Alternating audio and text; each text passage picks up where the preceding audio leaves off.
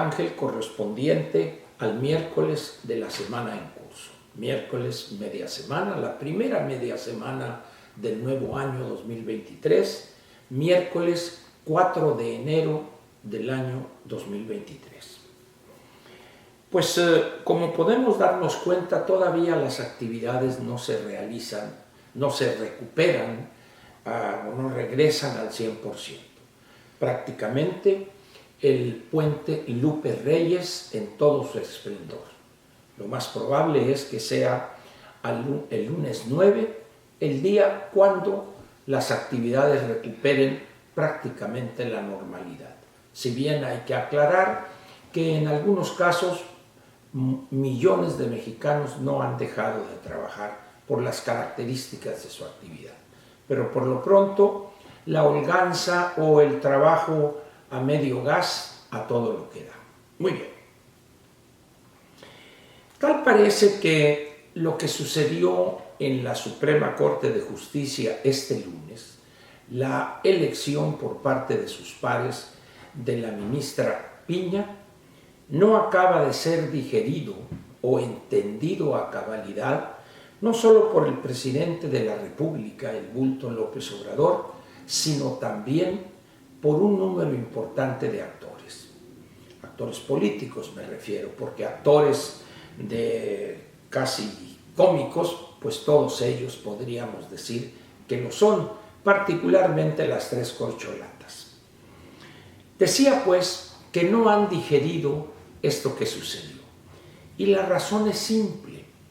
El presidente lanzó una apuesta absurda desde un mero principio para colocar a quien consideraba una persona servil y abyecta y que le serviría en aquellos conflictos que pudieran llegar a la Suprema Corte. Le falló completamente esa intención, no solo porque el personaje en cuestión, la ministra Esquivel, es una persona impresentable por muchísimas razones, no nomás la cuestión relacionada con el plagio de la tesis, sino por otras razones.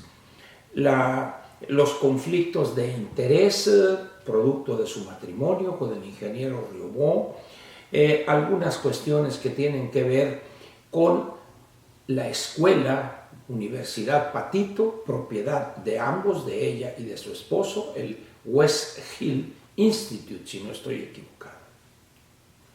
En esas condiciones, pues, valdría la pena que hiciéramos algunas, si no proyecciones, algunas consideraciones, lo que podríamos estar enfrentando el año que apenas hace 4 días comenzó.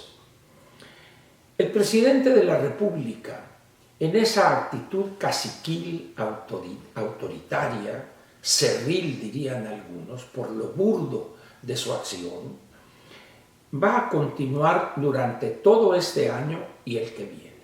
Al menos los primeros 9 meses, si es que termina su encargo el 30 de septiembre del año 2024.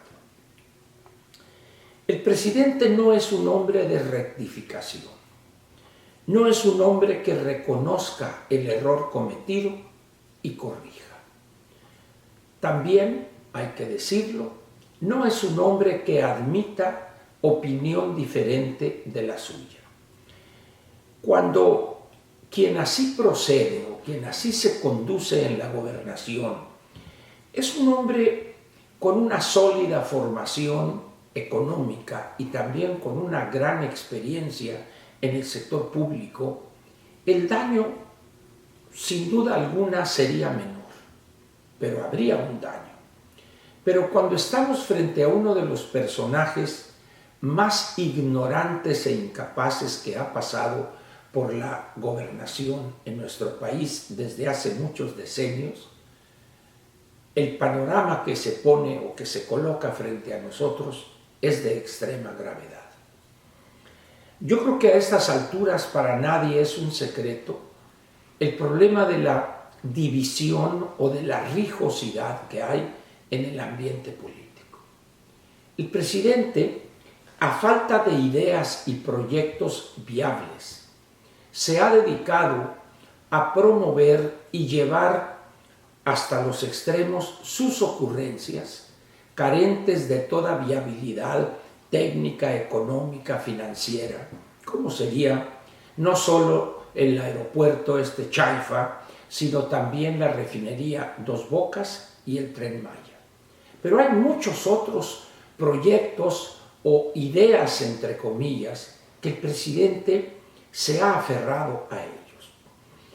Van algunos. La nueva escuela mexicana, que la vendió como la panacea el inútil y antepasado secretario de Educación, que hoy sin pena ni gloria está al frente de la Embajada de México en Washington.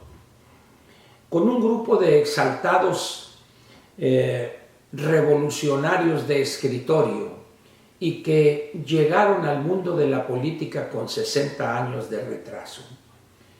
Parece que quieren realizar una versión con azupo de la revolución cultural que en la China popular llevó a cabo, para tragedia de ese país, Mao Zedong, en los años 60 del siglo pasado.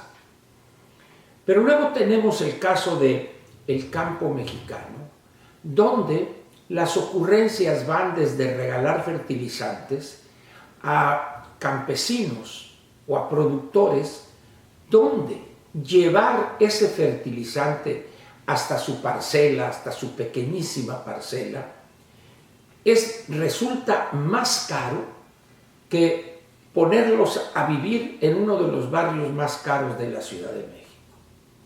¿Y eso a qué se debe? A que lo único que le interesa al presidente en ese caso específico es el voto de ese campesino.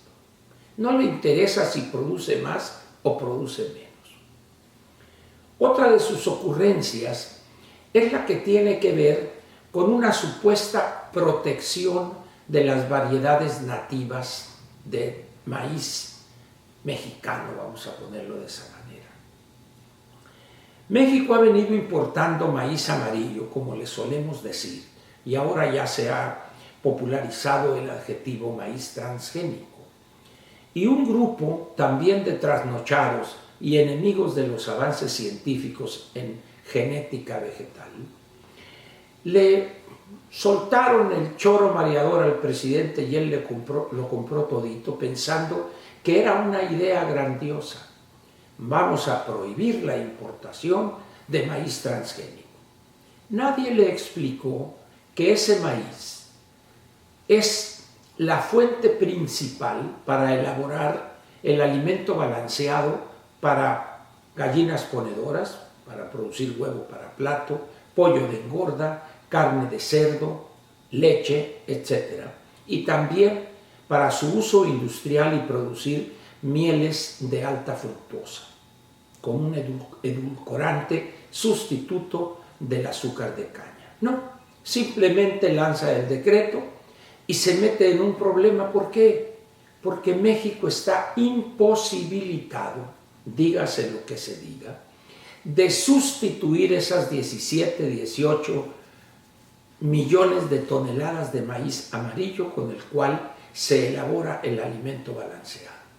No tenemos la orografía, no tenemos la tecnología, la maquinaria, no tenemos incluso productores capaces de sustituir con éxito ese maíz que en principio no importaríamos. Las presiones del gobierno norteamericano y de los productores norteamericanos se dejó sentir. ¿Y qué es lo que hicieron? Bueno, lo mandamos hasta el 2025 y luego sale un funcionario ahí, un burócrata de quinta, a decir, aceptaron las condiciones nuestras. No. Y así podría yo seguirle diciendo otra y otra y otra ocurrencia, lanzadas todas sin una idea rectora de este gobierno. ¿Y eso qué ha producido? Ya mencioné el ambiente político religioso, la gran división en la sociedad mexicana, pero también al estancamiento grave de la economía, la reducción de los ingresos del erario y una situación en Petróleos Mexicanos y Comisión Federal de Electricidad desastrosa, por decirlo menos. Y en esas condiciones aparece hoy nuestro presidente frente a una histórica elección en la Suprema Corte, y lo único que ha alcanzado a decir es: ella nunca ha votado las causas que nosotros defendemos. ¿Y por qué lo ha hecho la ministra Piña? Porque ella no está para apoyar causas o ideas u ocurrencias del gobierno en turno. Ella está para hacer que se respete la Constitución, como el resto de los ministros los otros días. Y eso le causa escozor al presidente, porque él piensa que así como los integrantes del Consejo General del INE, como los magistrados del Tribunal Electoral del Poder Judicial de la Federación, etcétera, etcétera, deben de responder a las ocurrencias y a las calenturas de López Obrador. Me abstengo de decir el presidente porque en la práctica no cumple con los requisitos para ser un verdadero presidente. En esas condiciones, pues, ¿qué esperar? ¿Acaso un año que cierre bien en términos económicos? ¿Acaso un año donde la mayor de las pifias, que es la seguridad pública de este gobierno, cambie, se decida por fin a utilizar los elementos constitutivos del Estado para acabar con esos grupos criminales? Usted se enteró anteayer, lo que sucedió en este penal de Ciudad Juárez. Solución: despidieron al director. ¿Por qué? Porque en la celda de uno de los fugados se encontraron que vinos, que una caja fuerte, que etcétera. Yo no sé cuántos de los que tomaron la decisión de cesarlo saben cómo se vive en la cárcel y cuál es la realidad. ¿Estarían dispuestos ellos a que esos delincuentes asesinaran a los integrantes de su familia, de ese director, que no se plegare a las órdenes de esos criminales? El problema es mucho más grave y no está en si un criminal tiene una celda con lujos o no. Con esto le doy un panorama así a vuela pluma, vamos a ponerlo de esta manera, de lo que es México hoy y de lo que podríamos esperar para este 2023. La tragedia se va a agravar, el presidente se va a radicalizar y no sabemos cuál será el desenlace de esta locura que es la gobernación de la 4T.